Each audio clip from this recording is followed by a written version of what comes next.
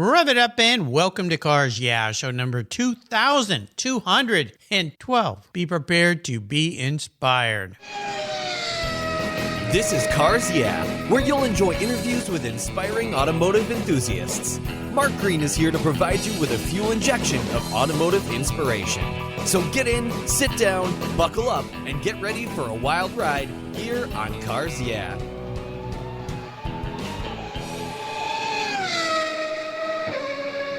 Hello, inspiring automotive enthusiasts, and welcome to Cars Yeah. Today I'm in Cincinnati, Ohio with a very special guest by the name of Kyle Hoffman. Kyle, welcome to Cars Yeah. Do you have it in gear, and are you ready to release the clutch? I am. All right, we'll have some fun. Now, before I give you a proper introduction and we dive into your world, what's one little thing that people don't know about Kyle Hoffman?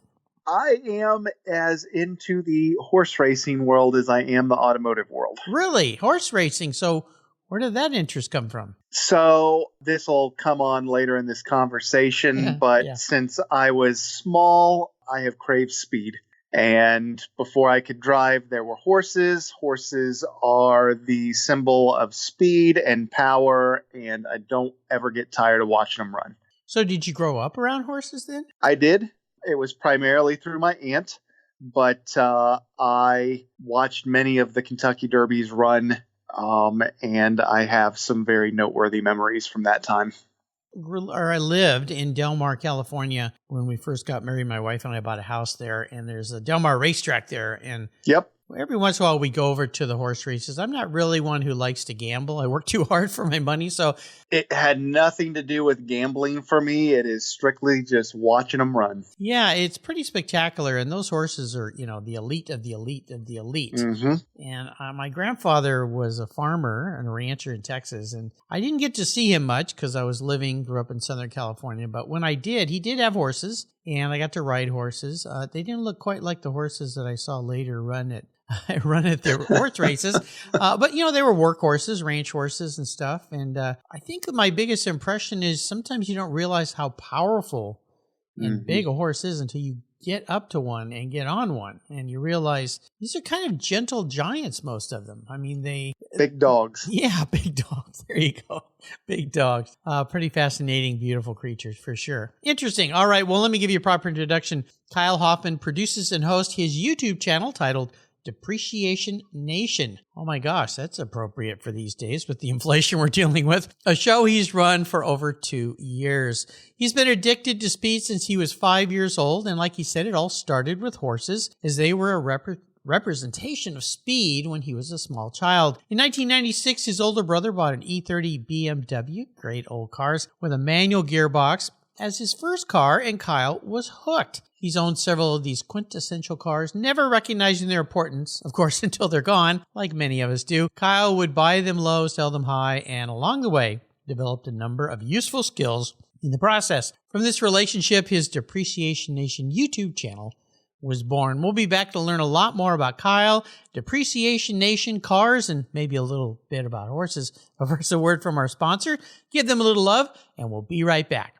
Covercraft offers you 10 different options. That's right, 10 for your special vehicle's protections. You can choose from Weather Shield HP, HD, Sunbrella, UltraTech, Reflect, Form Fit, Custom View Shield, and their newest 5-layer all-climate, 3-layer moderate climate, and 5-layer indoor options. All are custom tailored by Covercraft's talented craftspeople just for you. It's the form and fit with the quality and attention to detail that's been their standard since 1965. Surface protection is the best way to preserve the investment you've made in your vehicles. Covercraft protects cars, trucks, motorcycles, RVs, trailers, and watercraft too.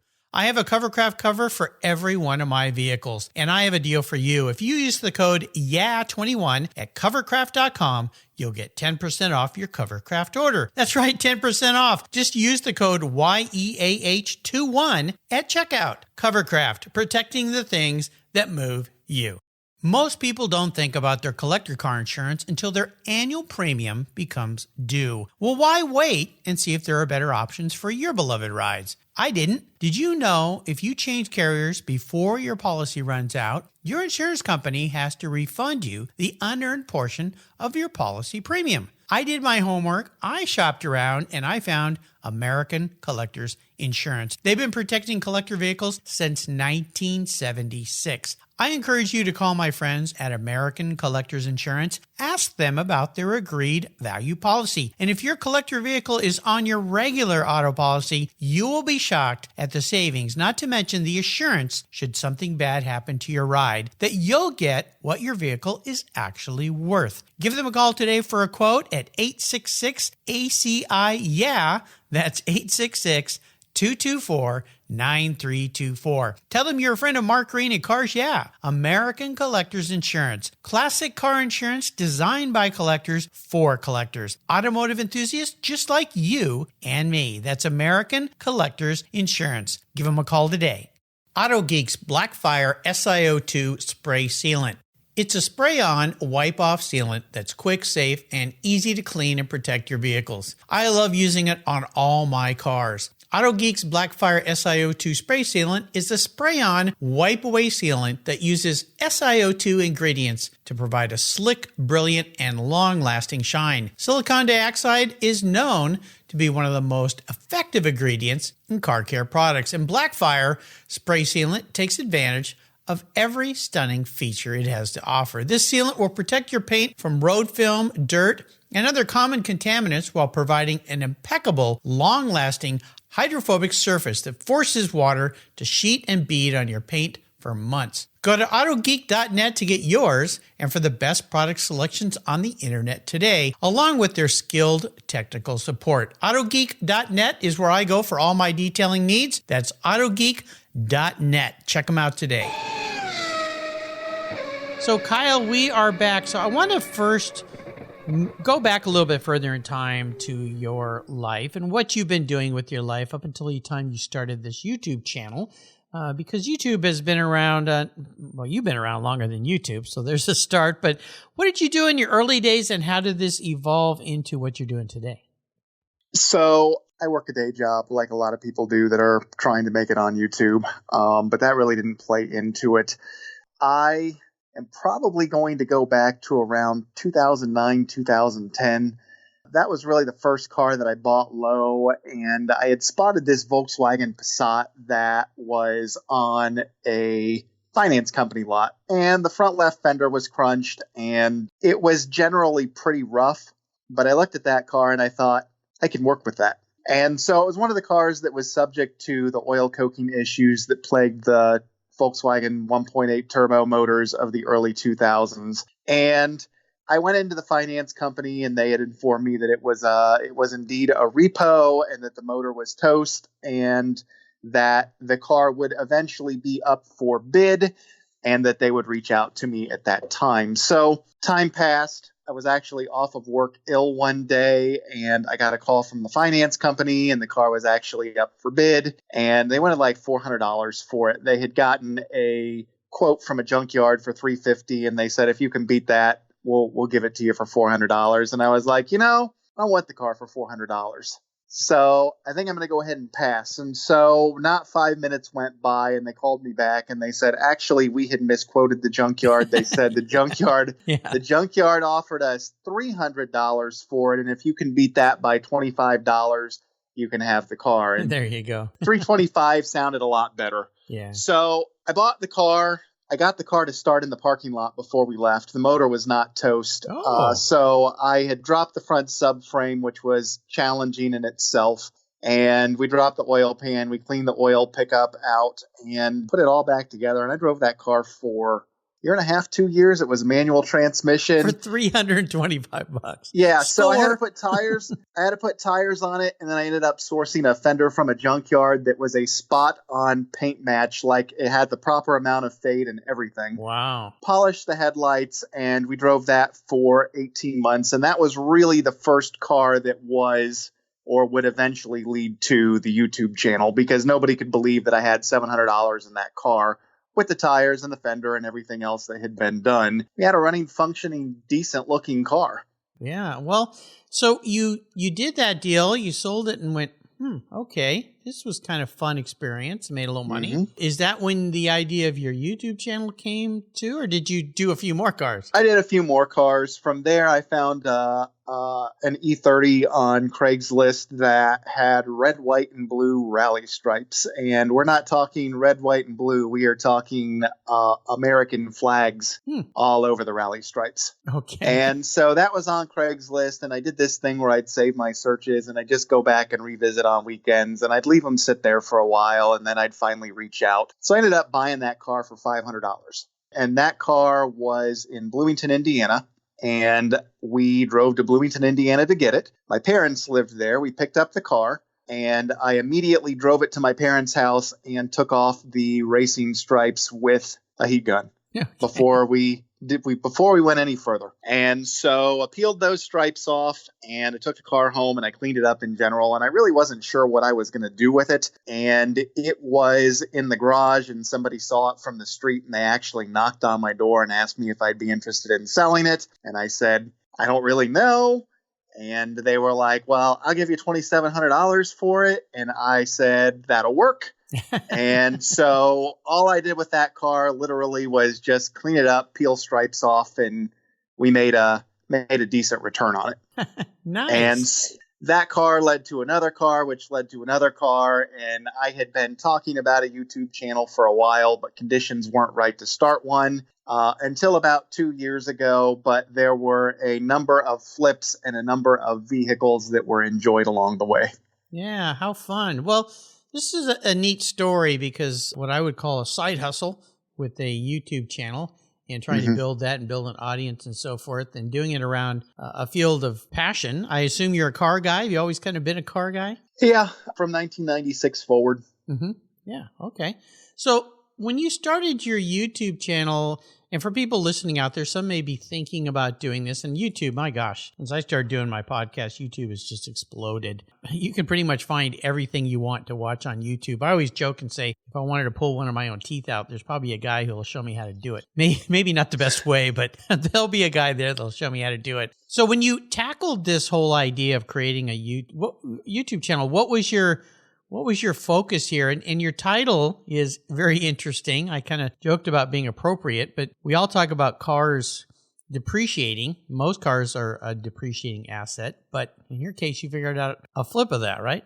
Yeah, there were a number of names that were in the pot before it became Depreciation Nation. And I toyed with a DIY channel, and I toyed with something called $1,000 euros because I tend to gravitate towards Europeans. But then the problem with $1,000 euros is that really limits me both to a make and money, which is not always plausible. Right. In addition, you've got channels out there that are nothing but projects, and you've got channels out there that are nothing but interviews, and you've got channels out there that they're just one thing. And so what I wanted to do was I wanted to generate something that was eclectic automotive content, meaning that we have projects, we forecast future collector cars, we talk about collector cars that I missed the boat on, because at one point in time, this is my favorite story to tell.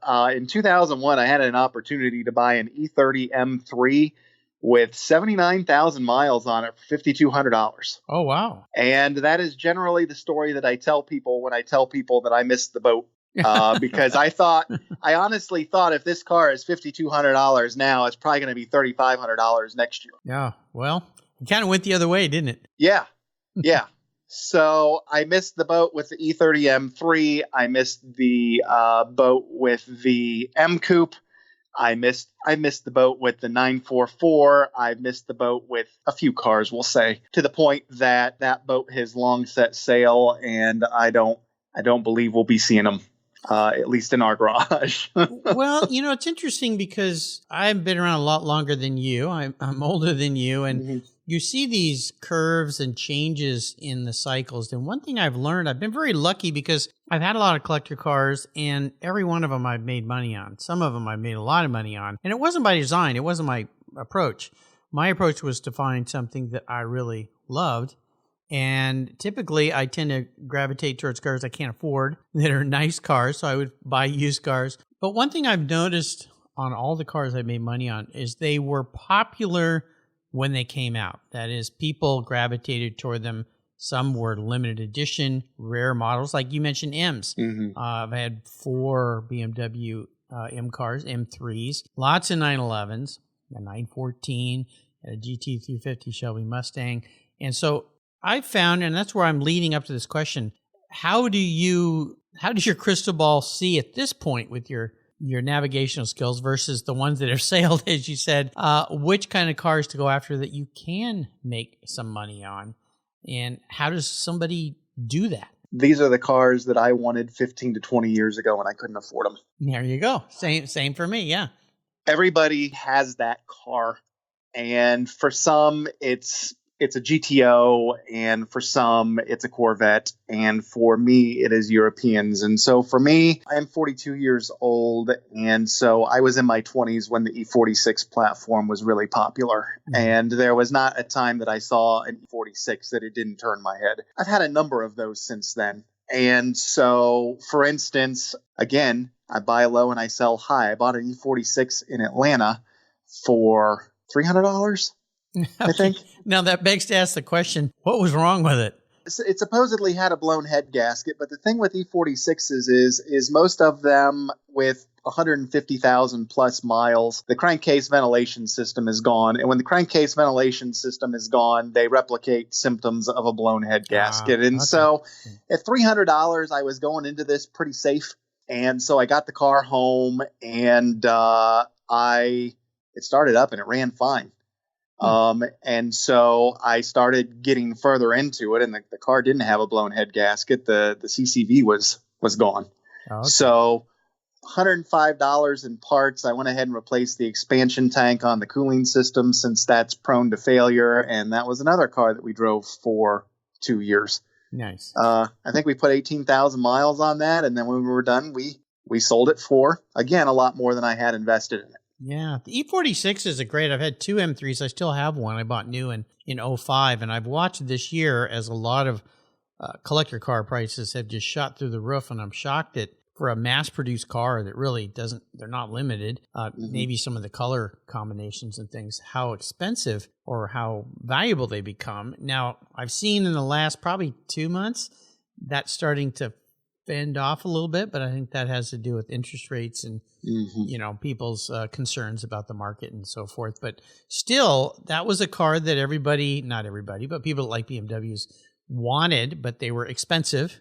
And when I bought mine, it was expensive, but dare I say, I could probably get kind of close to what I paid for it now, because mine is low miles, perfect condition, never damaged, and nice color combination. So again, just got lucky. It wasn't the plan. It was a daily driver when I was driving. Now I commute down the hall. So tell us about Depreciation Nation. What are some of the things you do? Because one of the shows I watched is a past guest I've had on the show here, Chuck Beck, and you talked with him about his Beck Spider, because I had one of his cars at one time. So is that one of the variations of different kind of shows you do? You basically interviewed him, went for a drive. And we do a little bit of everything. We film with Chuck Beck twice. There's an afternoon with Chuck Beck, and then there's the video about the 550 Spider. Now, Chuck Beck is an interesting story because I knew who he was when I was 8 years old. My dad worked in the automotive field at that point, and he knew that Chuck was working on something. And it wasn't that he was close to it or anything like that, but it was enough that Ford was talking about it. And he had a lot of respect for the man. And he's like, Chuck Beck's working on something. Chuck Beck's working on something. And that something that he was working on would later be the Shogun. So fast forward another 32 years. And I had just moved to Atlanta, and I'm at Caffeine and Octane, and I bumped into Chuck for the very first time. And the wild thing about Chuck is just how humble he is, and about how the only person that doesn't know he's probably one of the coolest people on the planet is him. So that came and went. I didn't have a YouTube channel at that time. I was still talking about it, but the timing just was not right. And so YouTube channel comes to fruition. I bump into Chuck at Caffeine and Octane, and I'm like, yeah, we just started this YouTube channel, and I'd really like to film with you, and I don't know how you feel about that. And he's like, how's tomorrow? That's Chuck, yeah. Yeah. And so I was really excited because he had a Shogun at his shop. Unfortunately, they showed up to pick up the Shogun literally hours before I got there. Oh, no. And it was so important to him that he actually called me and asked me if I wanted to still come. And I said, why? The Shogun was important, but it wasn't that important. I still want to come. And we just had an absolute blast for 2.5 hours. That's nice. Yeah, he's such a great guy. It's yeah. Fascinating. When you look at what you're doing, I would assume you've got some inspirational people that have very successful YouTube shows on cars. Are there some of those folks that you really look up to that have built great audiences and shows? The VinWiki community has done something special. A few of the influential individuals that are regulars on there are some of my close associates. In addition to that, Randy Popst was huge when I was 20. That is, as he was rising to fame with K-Pax racing and all of that. And so back in, I think K-Pax was in 2010, so this would have been prior to that. But back in 2004 and 2005, when my son, who was a very small child at that point, when I'd be up with him in the middle of the night, I'd be watching reruns on speed of Randy racing. And so I moved to Georgia in 2018, and I moved to North Georgia in 2018, and we'd go to Harbor Freight, and Randy Popst had just been there. Wow. And we'd go to a restaurant, and Randy Popst had just been there. And we'd go to Walmart, and Randy Popst had just been there. And for the better part of 3 years, it seemed as though I was always a day late and $1 short to where Randy Popst had just been. And so we walked into Road Atlanta on February of 21, I think. And I said, because when we started, we had a crew, and then life happens and the crew got their own priorities. And so they all went on to pursue their own projects, which is great because it's wild to think that everybody's still going to be in the same place 2 years later. So they all went on to do their own thing. But I turned to one of them and I said, I wonder if Randy's going to be here today. And no sooner did those words come out of my mouth and he was standing right in front of me. Isn't that funny? And I had kind of a meltdown because he was a hero of mine. Whereas Beck was a legend, Randy was a hero because Randy was out there actively doing all of the things that I wanted to do. And so we approached, and he was very friendly, as he always is, and said, I've got this YouTube project, after I told him that I'd been following him all over Georgia for 3 years, but not as a stalker. Just it seemed as though he'd been every place that I had been. And so he invited us to his house, and we did an afternoon with Randy Popst, and he and I still chat relatively frequently. He's very, very busy, but that was a really big deal for me. How fun it is. Well, I got to have him on my show as well, and he's just such a nice guy, and he's one of those people. And they say there's that warning, beware of meeting your heroes, but he's one of those that is like, okay, he is who he is. It's really nice and refreshing when you come across that. We're going to take a short break. We come back. I've got a challenge question for you, so sit tight, keep the seatbelts on, and we'll be right back. You know what? We are all wired differently, and not everyone needs to go to a 4-year university. Technical education and the skilled trades matter, and one can build a solid career as an auto, diesel, or collision technician. There are no longer blue-collar jobs, they're new-collar careers as the technology and skill sets have become so advanced. Support career and technical education by getting involved with TechForce Foundation. It's a Cars Yeah! Charity of choice. Learn more at techforce.org. You've heard me talk about Linkage Magazine here on Cars Yeah! For a couple of years now. Well, they're growing. And in 2023, they're going to grow from 4 issues a year to 6. And there's an opportunity here for you to take advantage of this growth. If you go to linkagemag.com and click on the Renew button, if you already subscribe, you can get a great deal. Use the code RENEW6 for 1 year, and you'll get 6 issues for the price of 4, or type in Renew 12 for 2 years, where you also have a great savings. Plus, they'll even throw in a free Linkage hat. How cool is that? The publisher of Linkage is Donald Osborne. He's been a guest multiple times here on Cars Yeah! He's become a good friend of mine, and I'll tell you, Linkage Magazine is one of those newer magazines that you're going to want to get. It's all about experiences, opinions, and values. It's a wonderful publication, something I look forward to getting. And now that I'm going to be getting 6 a year, even more special. So go to linkagemag.com. Again, use the code RENEW6 or RENEW12 to get that special deal. Do it before December 31st, 2022, so that in 2023, you'll get 6 issues of Linkage Magazine instead of 4. So, challenge question. I always ask my guests what's been a big challenge with what they're doing. And more importantly, what have they learned from that challenge that they could take forward in a positive way?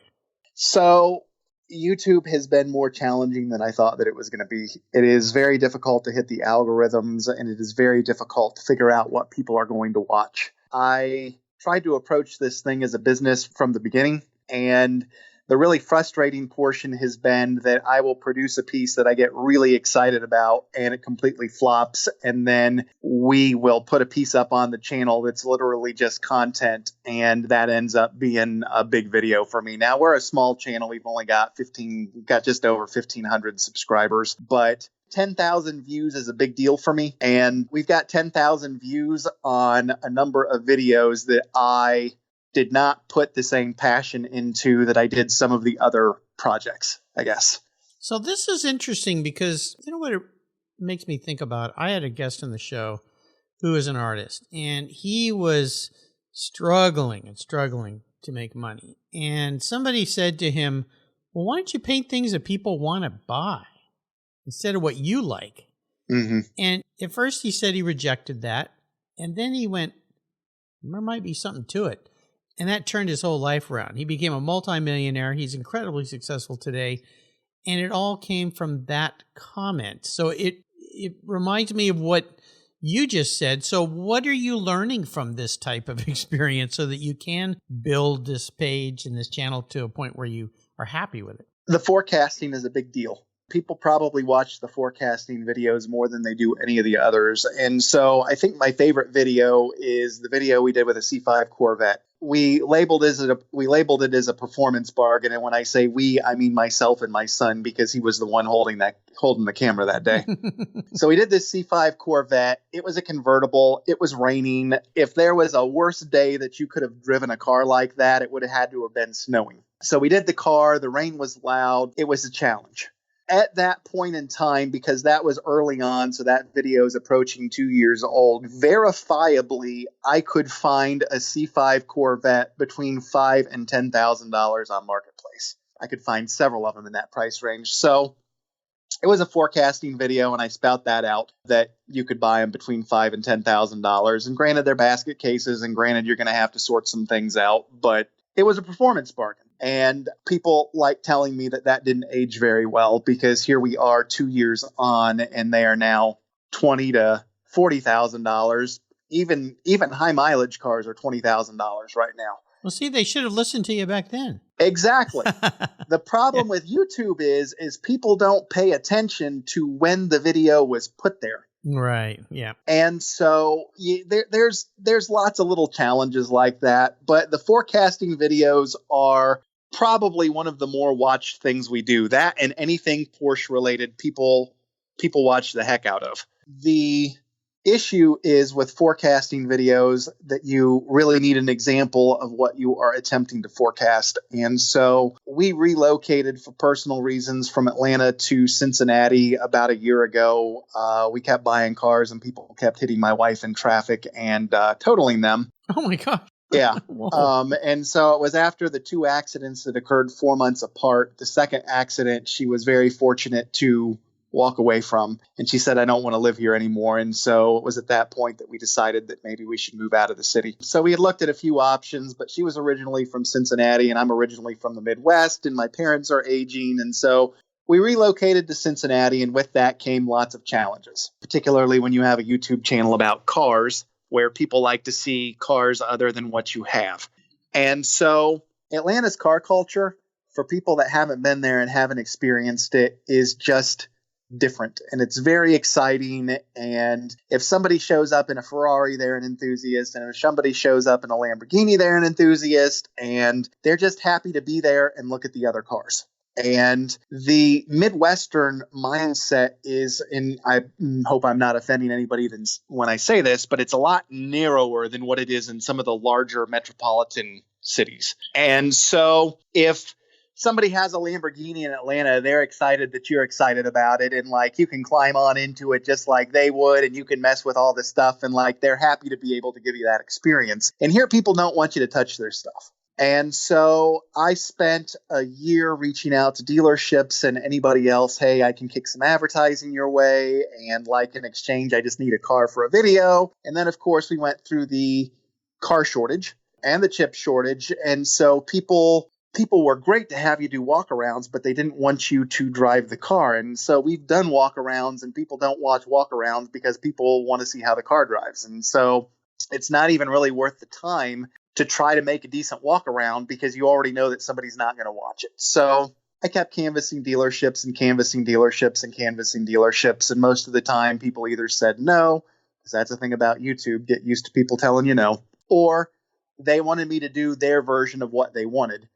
And while their version is okay, I have to have some blend of your version with my version because people don't necessarily want to see what you want them to see. And so about 4 weeks ago, one of the dealerships that I had talked to months ago reached out to me out of the blue and asked me if I'd be interested in filming some cars. And I said yes. And they don't just have cars, they have interesting cars like a 1998 Nissan Cedric. Oh. And so it looks like my content's about to get more interesting again, and we're going to be able to start forecasting and things of that nature. Very cool. Well, you have been around some cars, obviously, from what we've learned. Is there one car that's a special vehicle story for you? It is the 1984 Audi 4000 S Quattro. Okay. This car is kind of special. I bought this car back in 2008 or 2009. I tried to put the timeline together several times with the documentation that I have left from that time period. Mm-hmm. And I have not been terribly successful in doing that. I know that I still owned it in 2010, but I also know that I sold it in 2010. So that was a car that I bought as a daily driver and actually predated that Passat that I started this whole conversation with. I hauled my kids around in it. And we literally daily drove that car every day, everywhere we went. That car went all over the Midwest. It was in Indiana. It was in Illinois. It was in Kentucky. It did some time in Ohio. And we drove it everywhere. And so I bought the Passat. And when I bought the Passat, the 4000 sat in the garage and didn't move for 6 months. And that's typically my time when I'm thinking, maybe I don't need this anymore. Mm-hmm. So I decided that it was a good idea to sell it. And as soon as it was sold and as soon as I watched it go out of the driveway, immediate regret. So life happens, time passes. And about 5 years ago, I started looking for it. And when I say looking for it, I don't mean with any real earnest. I just mean I started kicking around the idea and I told my wife, if I ever have an opportunity to buy that car back, this is non-negotiable. And she, of course, was happy to placate that because she knew I was never going to find it. Yeah. And so played your bluff. Yeah. So we live all over the country. And then we moved from Atlanta to Cincinnati. And then we moved to Cincinnati. And I decided I was going to start to look for it a lot harder. And so I reached out to the VinWiki community and they kind of pulled their powers in, and we weren't really successful in it because the weird thing is at the point that I sold the car, it fell off the map. On car checks, on Carfax with the Bureau of Motor Vehicles, just nobody could find the car. So there's a community called We Are Audi 4000. It's an international community. And so I threw that out there. And if anybody can find a car like that, it's them. And they couldn't find the car. So I went back through my email because I don't delete any of them. And so we're back in 2010 and it was a Craigslist ad. So I start looking and I start replying to everybody that had inquired about the car. I couldn't remember who I sold it to. So most of the emails were returned as no longer valid. And so I got their names and then I started doing a little bit of social media stalking. And I sent out all of these private messages to all of these people that could have possibly bought the car, and nothing happened. And so another few months pass, and I tell my wife, I know I can't find that car, but I would really like to find another car like it. And she's like, okay. My mistake was I thought they were still inexpensive. And so I found a few of the early 4000s, but they weren't even anywhere near where my head was. And so somebody pointed me to, I don't remember if it was Mecum or if it was Haggerty or where it was, but one of the 4000s had just sold for like $87,000. No, Wow. it was 82.5. And I went, oh, so maybe that's not going to happen. So I just kind of table that, and I'm walking out of Target one day with my wife. It was a Saturday, and I get a notification on my phone, and it's the guy that I sold the car to, and he still had it. Oh my gosh! Wow. He said it's kind of rough. He said, "Do you want it back?" And I said, "Well, it's kind of rough." Yeah. What does that mean? And so he sent me pictures, and it had been rotting in a field for a very long time. Oh. Fuel pump had gone out on it, and he just had lost all interest with it. And paint was mostly gone on the hood and the roof and the trunk lid. And whenever people see pictures of the car, they ask if it had an engine fire, which it didn't have. The paint just gave way in a very odd way. So he's like, "Do you want it back?" It could have been completely reduced to rubble, and I still would have wanted the car back. So we went back and forth for the better part of a week, and we finally came to a mutually agreeable amount to buy that car back. He had never registered the car. The car was still in my name. You could have just gone out there and drug it out of the field.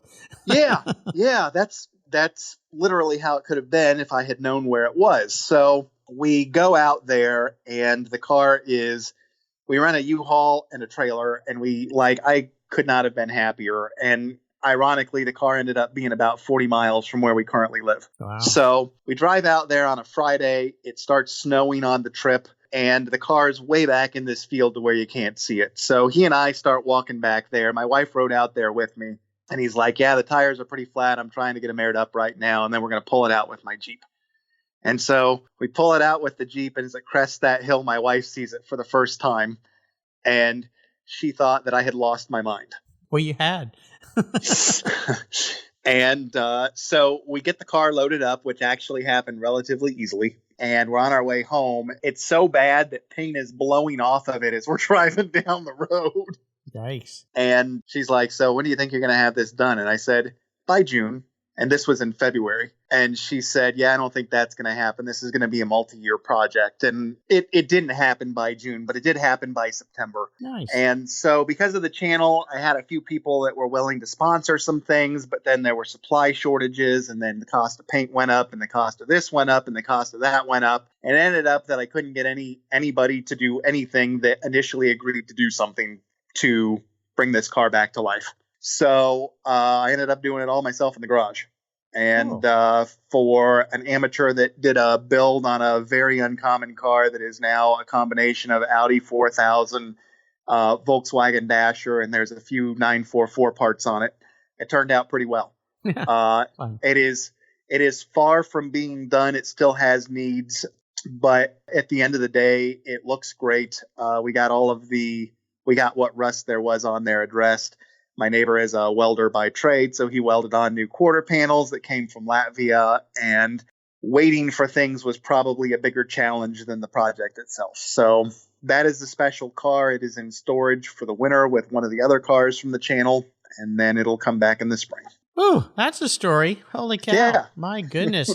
Yeah, those early 80s, the Quattros, the car I really wanted, and I got married in 84, was the Audi Sport Quattro. Mm-hmm. Which they weren't bringing over here. You couldn't even get one here to drive. But yeah, that car to me was kind of cool. I had a Scirocco at the time, a 79 first-gen Scirocco that I bought that kind of had the same looks but not as aggressive, that I thought was pretty cool. But yeah, Audis have done a lot of cool things. So as you know, if you've listened to my show, I have a degree in car psychology. Uh-huh. I don't know where I got it from. It's on a wall. Yeah, it's on paper somewhere around here. Can't find it. At any rate, if you were manifested, reincarnated as a vehicle, what would Kyle Hoffman be and why? I think I'd be a 200,000 mile V6 Honda Accord. Okay, and why is that?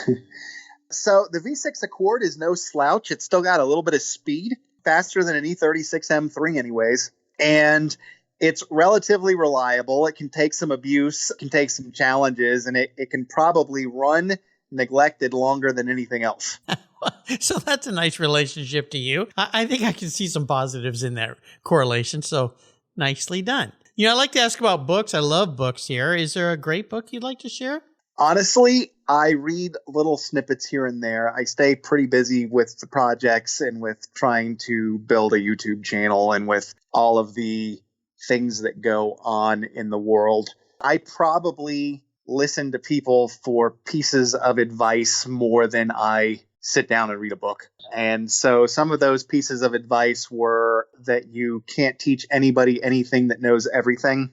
And then when I was younger and I was constantly working more hours secularly than are probably healthy to do so, I had a lot of people tell me that I needed to knock that off. And when we're young, we often think that they don't know what they're talking about. And then 20 years of your life flashes by and you wake up and you're 40 years old and you realize that they were right. Yes. So try now to do things with my time that bring me love and fulfill some passion.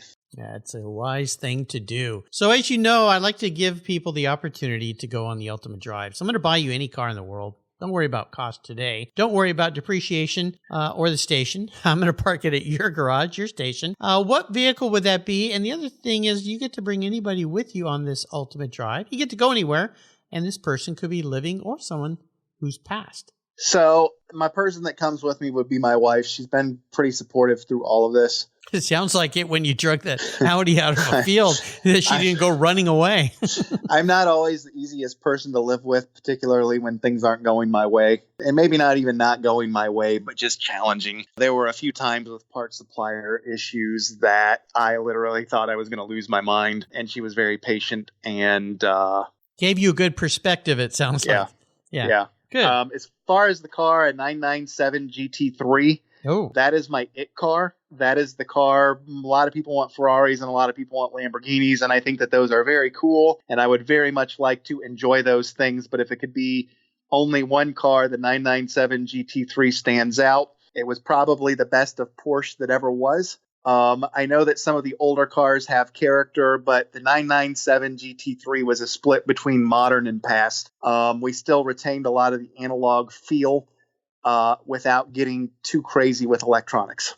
Yeah, they're pretty cool cars, that's for sure. And where would you be going on this drive? Do you have an idea? Pacific Coast Highway. Sounds like fun. I'll tell you, I was very fortunate. A friend of mine bought a GT2 RS and a 2007 model, I believe it was. Flew me down to pick it up in California, and I got to drive it back home. And that's a nice time. That was pretty cool. Yeah, that was pretty sweet.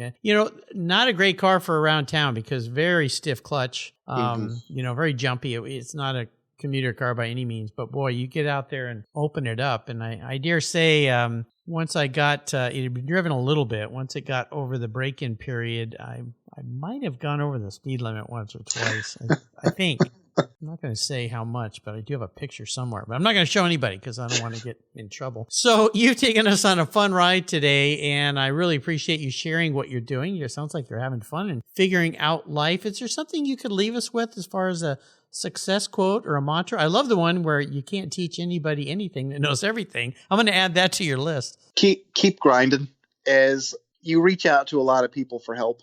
And when I say be prepared to hear no, you don't hear no on quite the scale that you hear it when you're starting a project like this fresh. Probably the biggest thing that took the wind out of my sails was when we started this Audi project and everybody that was there to help backed out.